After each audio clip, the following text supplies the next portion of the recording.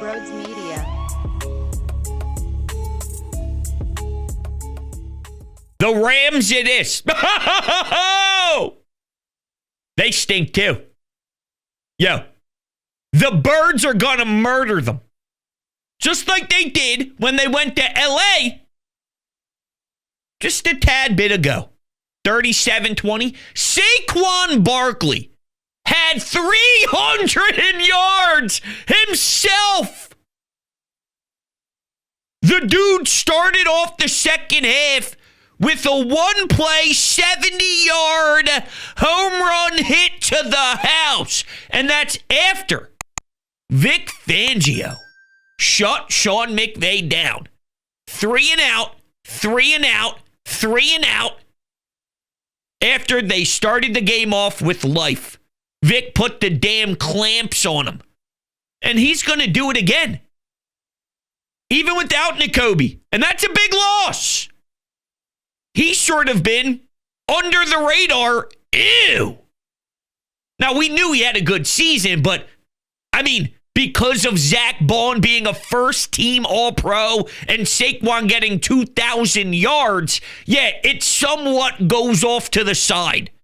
But he's been really good. I still have so much faith in this number one overall defense.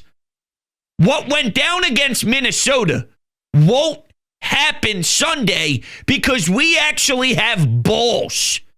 Sam Darnold crumbled. He folded because he's nowhere on the level of what we have here. You could see it in his face. He wanted nothing to do with the bright lights. While Jalen, he handles it, and he handles it maturely with poise. That's something I learned from Vikings Rams. Jordan Love, Justin Herbert, Sam Darnold. Look, Sam Darnold, they won, 13, 14 games? They were ready to have a number one seed and a bye if they could have got their head out of their asses. But sometimes the moment, the pressure, it gets big and people crack. I'll tell you who doesn't. Jalen. And then he's got to deal with national media saying he stinks and can't throw for 7 days a week. Tie that together with some local people who don't have faith in him. And all he does is go to work. All he does is lead a franchise. All he does is win football games. Every single time he laces the cleats, every time he puts on those shoulder pads, wins. It's unbelievable. And he's going to do it against Matthew Stafford and Sean McVay. Vic Fangio is going to have a field day. It's going to be electric. The first drive, LA went 5 plays, 53 yards before Rodgers snuck in there. This team is so lethal. You saw it last week when Green Bay had to go to Glover, their backup left guard. He's pouting on the sidelines because he knew he had one shot at making his NFL dream a reality. Dude gets toasted nonstop. Goodbye. While we once had to work with Fred Johnson and nobody even knew that Mailata wasn't playing. And think about that. No, we did. But you get my point. And now I'm referencing Darius Slay's backup whenever he goes in and out, and he probably will miss some amount of snaps because Slay has all year.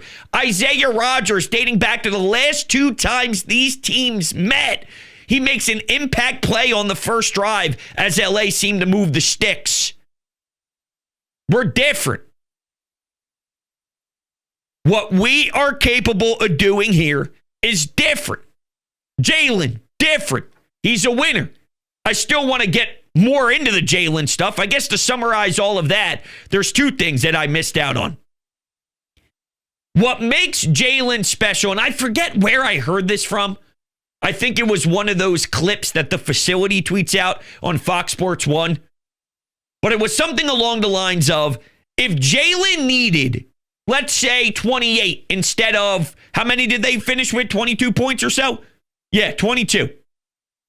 If Jalen needed 28, he would have gotten it. If Jalen needs 18, he'd get 18. If Jalen needs 21 to win, he gets 21.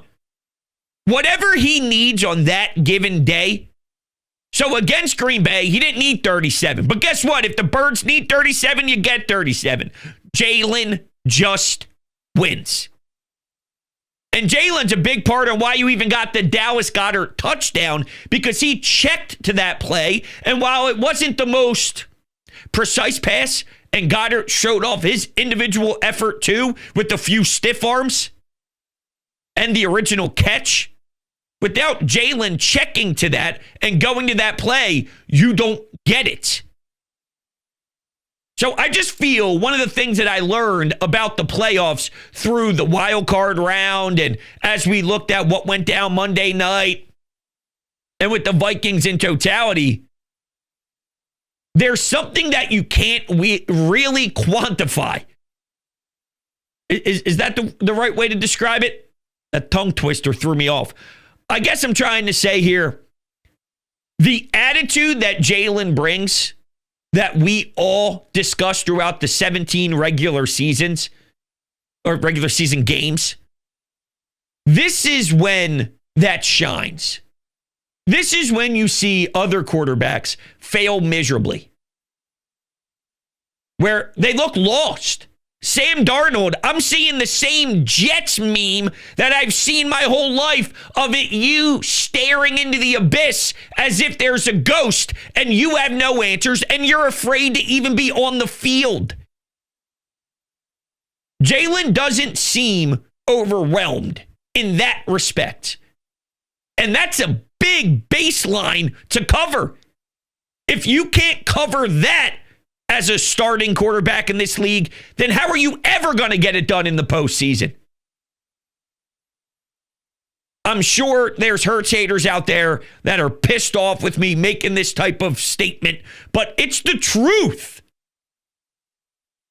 It's not a number. It's not on a box score. It's not something that you can actually record down as a statistic. Now, Todd Bowles may have the answers against you in a couple of playoff losses. That doesn't mean you can't handle it. Some of these kids, some of these young ones, I start to wonder, can you even handle it? You got to have that as a foundation piece first. And Jalen does, probably to the best of the best's ability, to block out all the noise and just win. It's the truth. All right, so how about this? Who was I rooting for when it was Rams Vikings?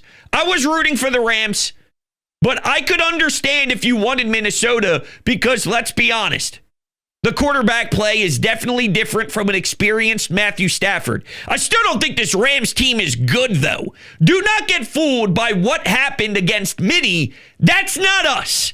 That game wasn't at the Link. That game wasn't a home field advantage. That was just a taste of a Philadelphia crowd in that wild card round. This is for a chance to play in the NFC Championship game. And if Daniels keeps going, and if he keeps being that dog, there's a chance he exposes a broken down Lions defense, and we actually get the benefit and get a home game. That is not ruled out. Is it likely? Not going to say yes. But let's not act like it is far away from us. It's not either. Matthew Stafford and the Rams, they weren't doing what they did against Minnie all year long. While after the Eagles kicked their ass, they did have a really good win against the Buffalo Bills, 44-42 on Sunday, December 8th. They only scored 12 points to beat the 49ers the following week. They won 12-6. They beat the useless, embarrassing New York Jets 19-9. They beat the Arizona Cardinals 13-9. In two of their wins in December, they scored 12 and 13, and they were consistently scoring under 20.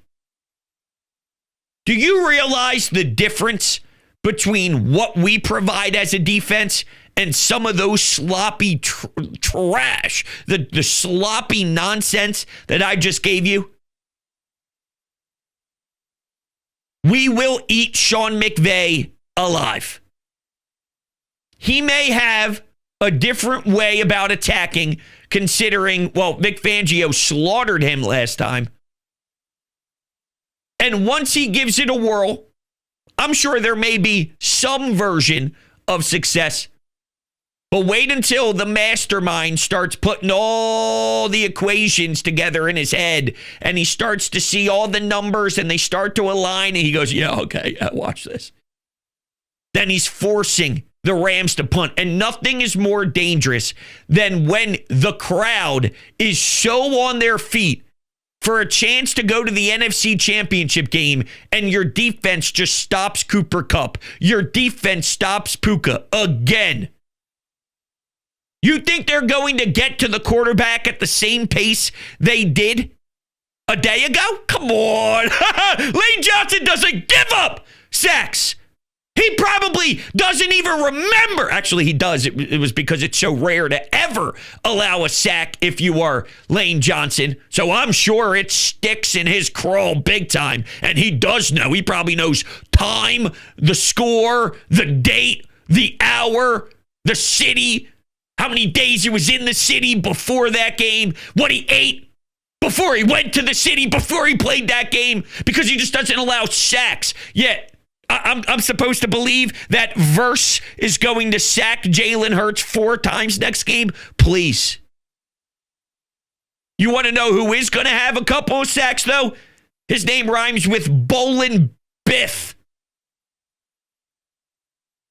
Olin Smith, baby. This guy's a warrior. Another one who just blocks out all the noise and just goes. He was treated like BG early. He was treated like Jalen early.